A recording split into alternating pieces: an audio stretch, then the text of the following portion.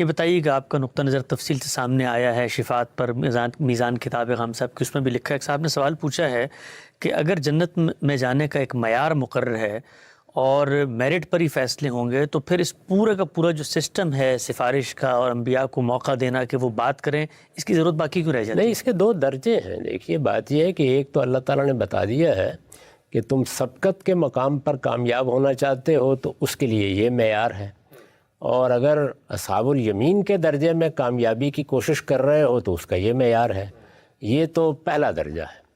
یعنی جو اعمال آپ نے کیے علم و عمل کے لحاظ سے اللہ فیصلہ فرما دے گا، یہ بھی اس کی عنایت ہے کہ وہ کرم فرمائے گا، لیکن بہرحال وہ فیصلہ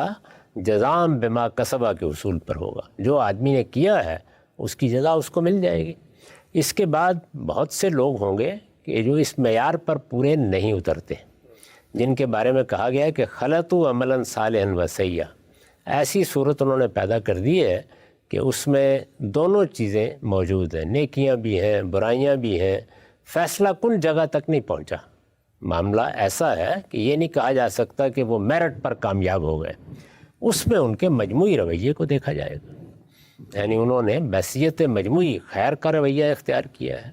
اللہ کو ماننے والے تھے، ڈرنے والے تھے، غلطیاں تو ہو گئیں، میرٹ پر کامیابی تو نہیں ہوئی، لیکن اپنی طرف سے کوشش کرتے رہے۔ یعنی جیسے ہم یوں کہیں کہ ایک طالب علم نے جو اس کے لیے معیار مقرر کر دیا تھا اس پر کامیابی حاصل کر دی، لیکن بہت سے طالب علم ایسے ہیں کہ وہ اس معیار پر تو کامیاب نہیں ہوئے، یہ البتہ معلوم ہوتا ہے کہ پڑھتے رہے، کوشش انہوں نے کی ہے، اپنی طرف سے جو کچھ کر سکتے تھے کیا۔